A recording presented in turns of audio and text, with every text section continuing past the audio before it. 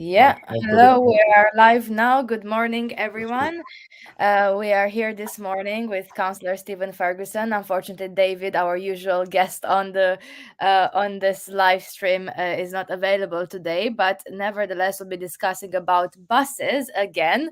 But this time, because we discussed a lot about stagecoach routes and stagecoach buses before on those live streams, we'll be discussing something a little bit different today, although it's still about buses and public transport, which is Stephen's visit at Whippet, which is one of the other bus companies operating in Cambridgeshire.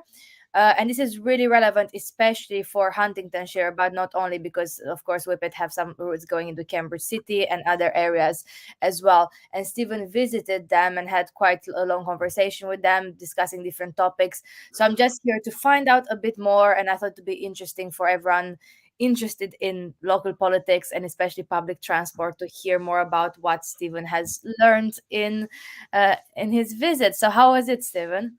it was really interesting. So Whippet buses are based in Swavesey, just outside of St Ives, near the A14.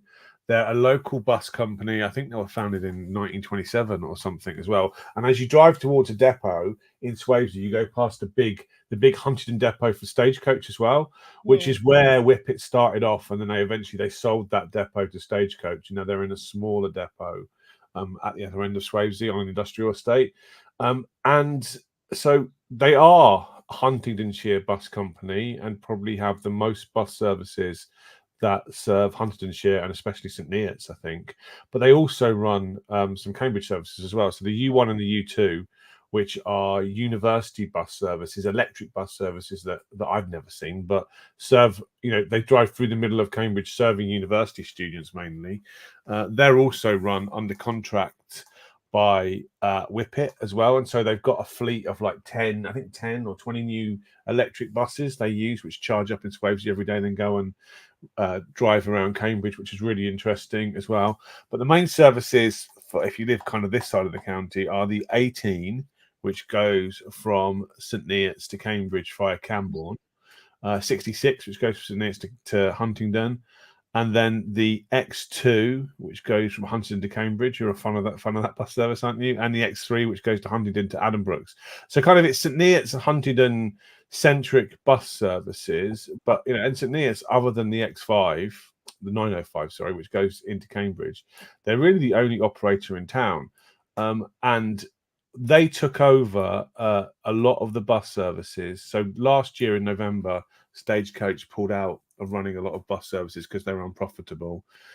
Nick Johnson stomped up some cash, and Whippet took over a couple of those services. So I'm not sure about. I think the X2 and X3 were always Whippet buses, but the 18 and the 66, I think, used to be Stagecoach buses. So last year, with a week's notice, according to Ed Cameron, who's a commercial director who we talked to, they stumped up and they rescued all these bus services as well. Now it's fair to say that recently they've had a bit of criticism, or quite a lot of criticism, because of service reliability. Yeah, and so Ed, when we turned up, Ed, who's their commercial director, had just got back from driving a bus. So he told us that he drives the bus a couple of times a week, basically to keep his hand in, and also to see kind of what the experience is like of being a bus driver and being a passenger during the week, which I thought was quite impressive as well.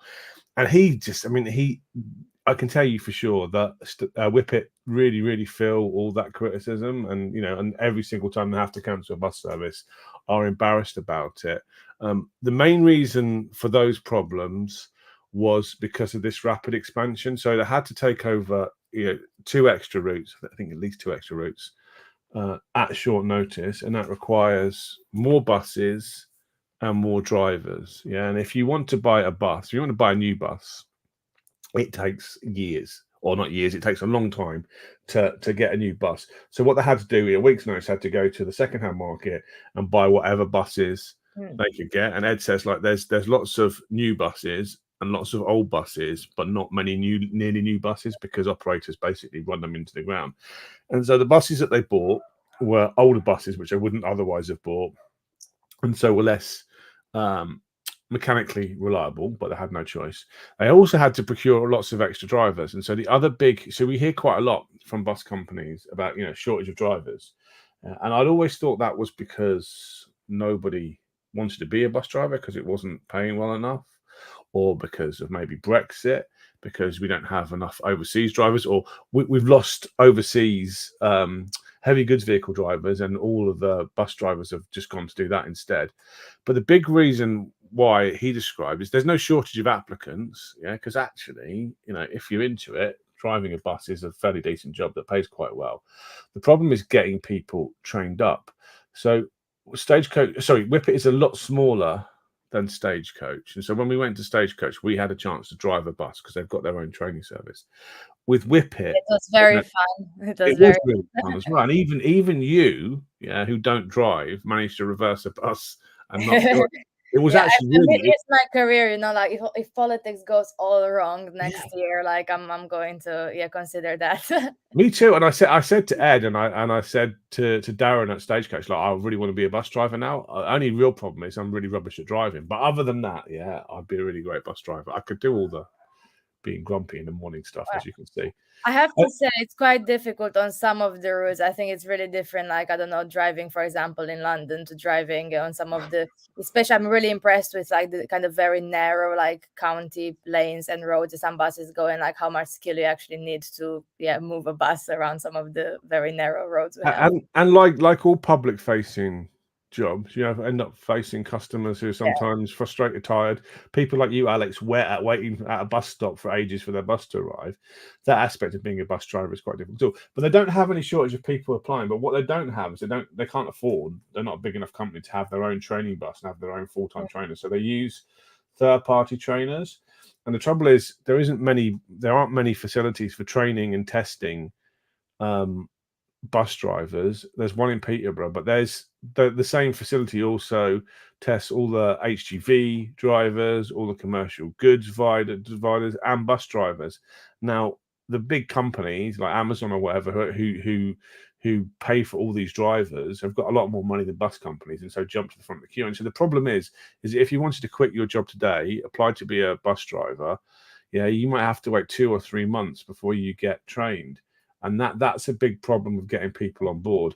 Also, because all existing bus drivers have to be periodically retested as well to keep their license as well. And so they're all in the queue as well. And so that lack of training facilities is one of the big issues with service reliability. So older fleet of buses, most of which are being replaced now, driver availability, and then the usual problem, exactly the same thing that Stagecoach said, which is the traffic inside Cambridge. So lots of these bus services terminate in Cambridge and they experience large delays. And like we heard from Darren Rowe at Stagecoach, it's impossible to run a commercial bus service if all your buses get stuck in traffic all the time. Because one thing you cannot afford to do is put extra buses on the routes, because that costs you lots of money and not money you get back necessarily with extra passengers as well. And so we talked a bit about the things that we could help with, I think, as councillors, to help them run their bus services more reliably. I've seen one of the recent articles. I think it was this week, actually yesterday or the day before yesterday, around Stagecoach comments at one of the area committees in Cambridge around congestion and buses. I know they're very mixed views on that. Some people saying like, well, this makes sense, and other people saying like, actually, there's just like an excuse bus companies use to kind of, I guess, cover up for poor services. And I think there's like a range of views on that issue. I've just seen some of the commentary online, so I was wondering what you thought about that. I think it was in some of the Cambridge local news like a couple of days ago. So when we went to visit Cambridge, and you go into their little office, they've got like a child's toy mat with lots of buses on the table, and they use those quite comprehensively to show us the economics of running buses in congested cities as well. And I don't have the document at hand for me, but the cost of actually putting an extra bus on was of order hundreds of thousands of pounds. I can't remember if it was 200k or like around. And most of that is not the bus, it's not the fuel, it's the cost of employing a driver to run that route as well. And putting on extra buses helps make you as a passenger, increases the frequency, but it doesn't increase in the number of passengers they carry, and so it makes the bus services less profitable as well. And so that criticism was exactly the same from Ed Cameron at Stagecoach as it was from Darren Rowe, Ed Cameron at Whippet as it was from Darren Rowe at Stagecoach. Exactly the same problem is that congestion in Cambridge is a problem, which is, the whole SDZ stuff was supposed to be about reducing congestion in Cambridge to make bus services more viable as well. And the way they were going to do that was by charging car drivers, which is controversial. It hasn't gone through. But that core problem still remains. Now, there are probably various ways we could improve the congestion in Cambridge without introducing an SDZ or any sort of road charging. One of which I think, which is on the county council shoulders, and one of the things that came up in the Stagecoach press release yesterday, or in those articles about Stagecoach, I think what Cambridge City Council, is this whole thing about better planning roadworks as well.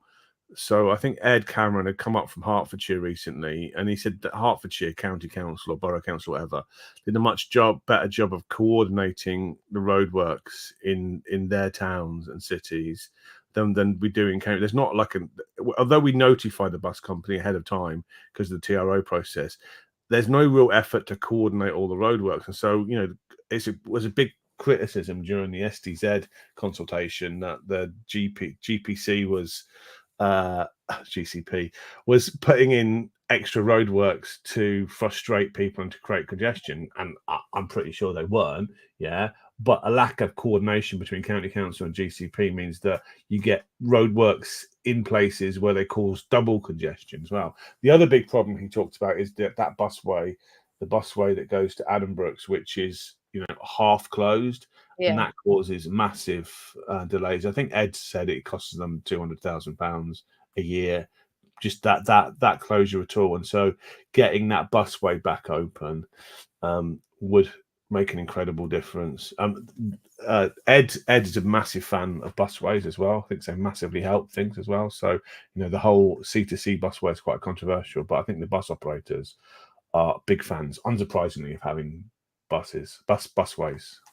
I mean, I can see how it is a very attractive offer for them, because if you look at, whatever people's, and you can debate like the merits and the pros and cons of busways another time, but if you look at the difference between, Cambridge North to St. Ives, which is like, the busway part, which is like always reliable. It is almost always, I would say. I mean, if you get on the bus, it, does it does take how long it says, like on whatever map it takes, because there's no traffic. And then after you get from St. Ives to Huntington, it's anywhere between like, what is it, half an hour, is an hour, depending on how many times it stops. It depends like on the traffic, of course.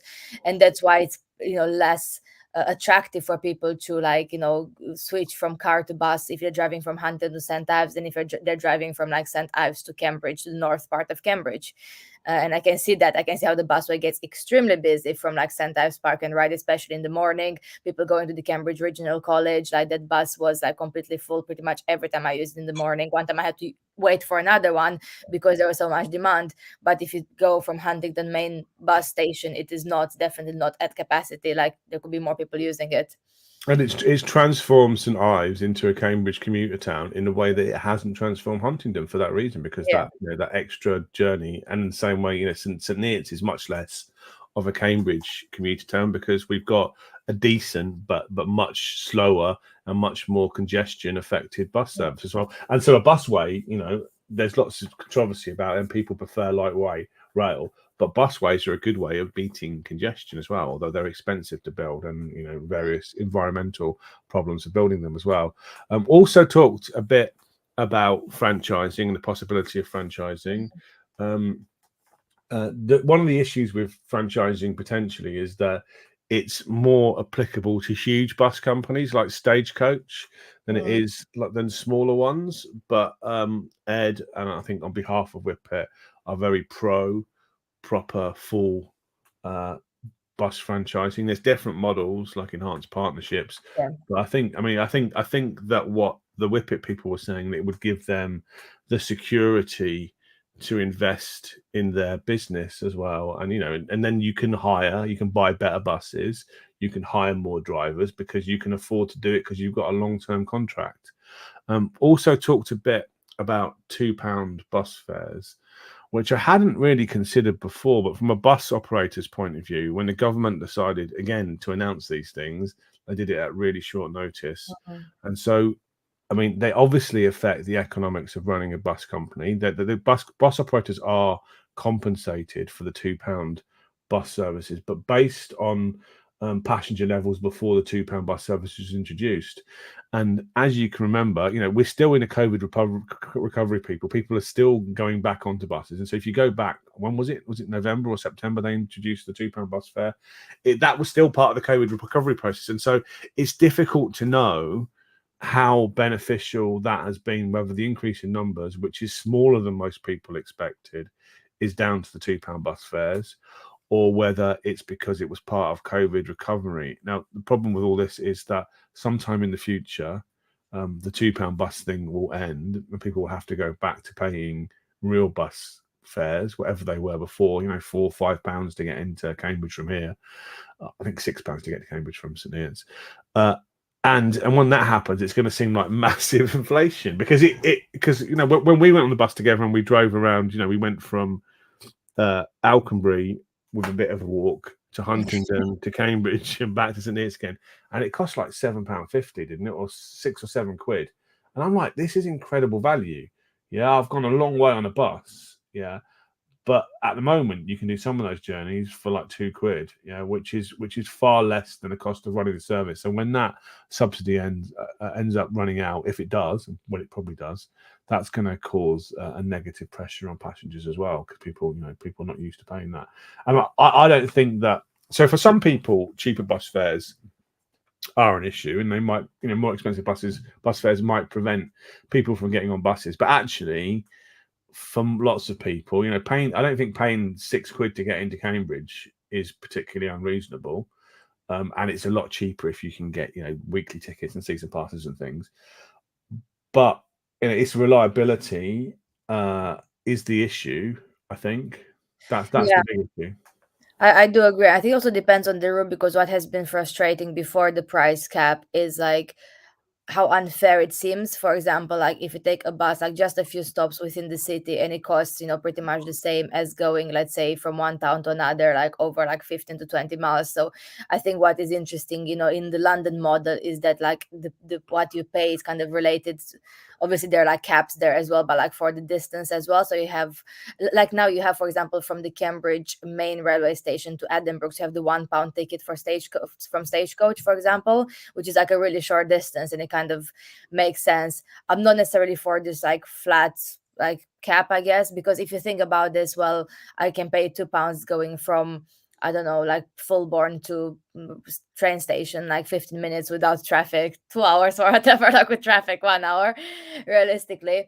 But also, if I go from with the, let's say, from St Neots to Bedford, it's still £2. So like, that's obviously like more of a Or distance. Bedford to Cambridge, probably, isn't it? Is also Yes, £2. exactly. Yeah. If you just actually Cambridge to Bedford, if you go on the bus and then it changes, like it has a pause in a stop in St Neots, on near the Market Square, and then you can continue on the same bus. So if you take the bus from Parkside in Cambridge to Bedford, it is £2, and then it goes via St Neots.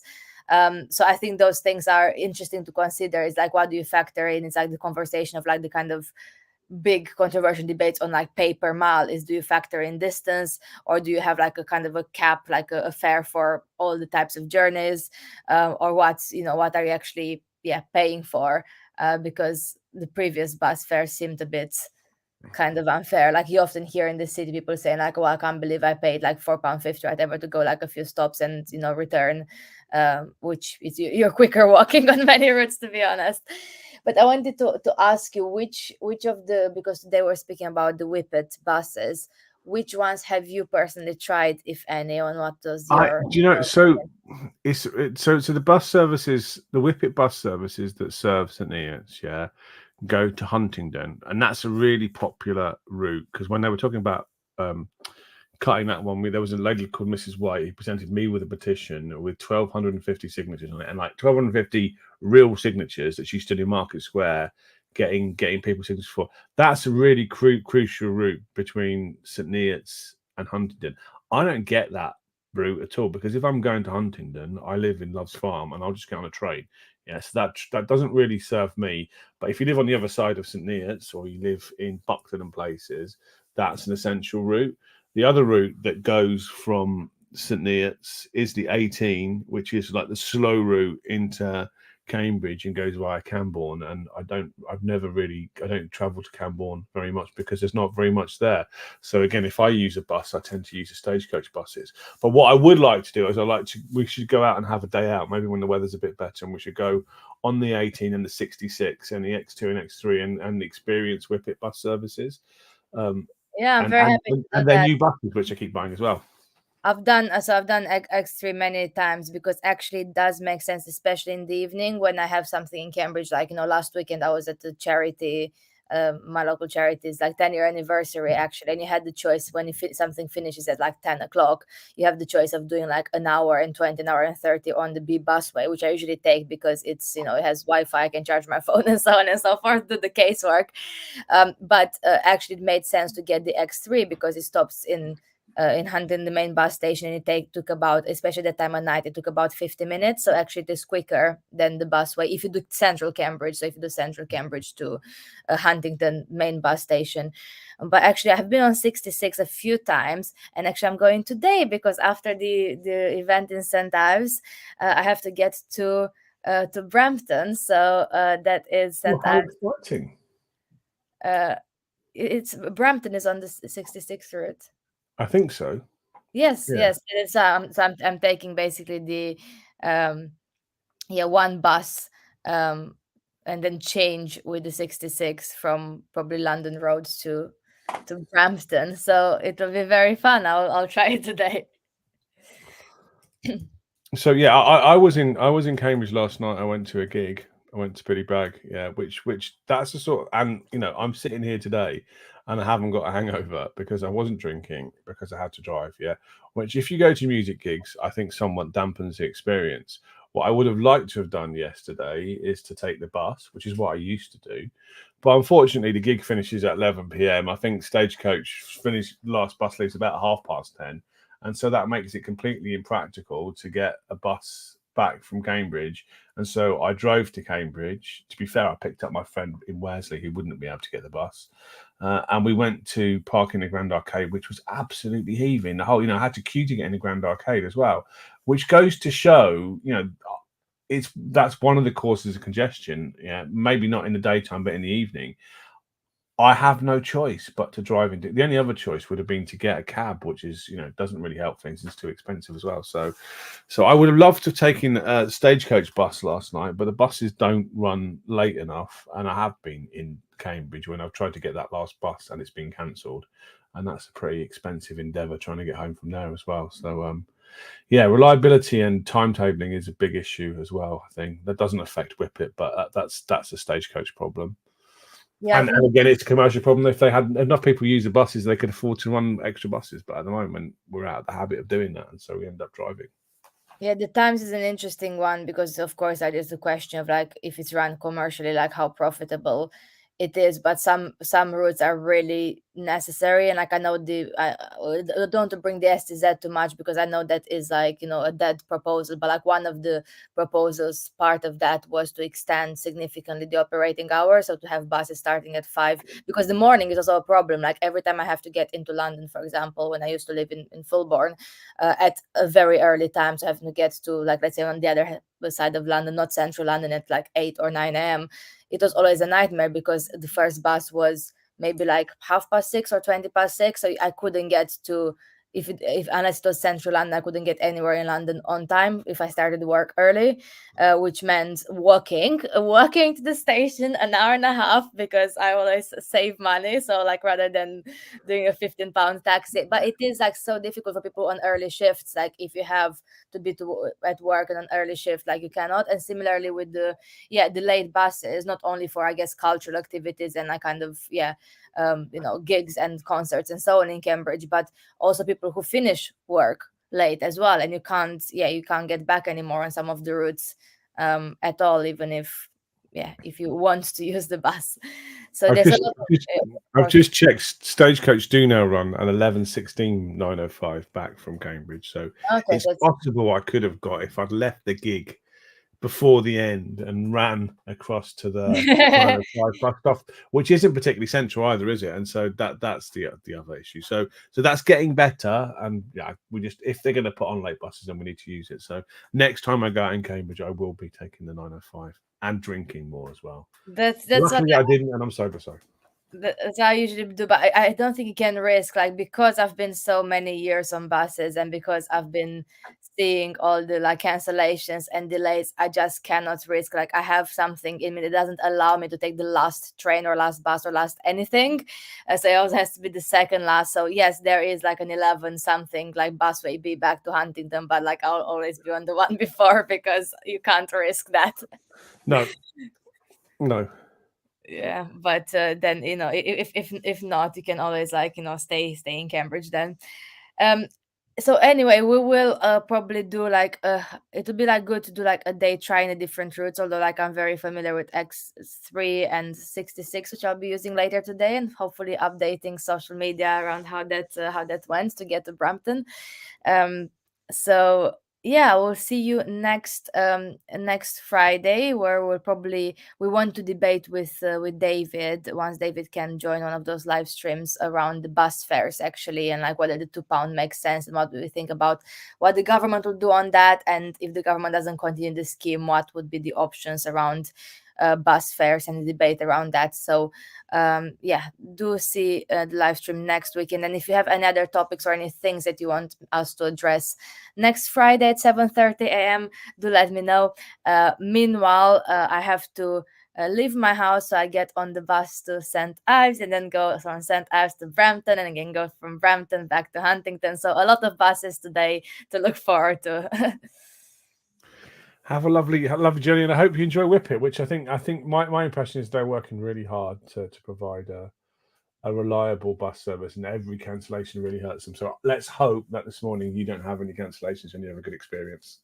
Well, hopefully, and if anyone else uses some of the service and has some feedback for us as counselors, or just in general to share your views, do let us know in the comments, especially if you're watching this later on. I know not everyone wakes up at 7:30 a.m. I saw some people were constantly watching the live stream, so well done you. But if you want to say anything about your own experience using Whippet services around Huntingdonshire, as well as like going into Cambridge, do let us know, and we'll pick up some of those comments next time. Meanwhile, we'll see you.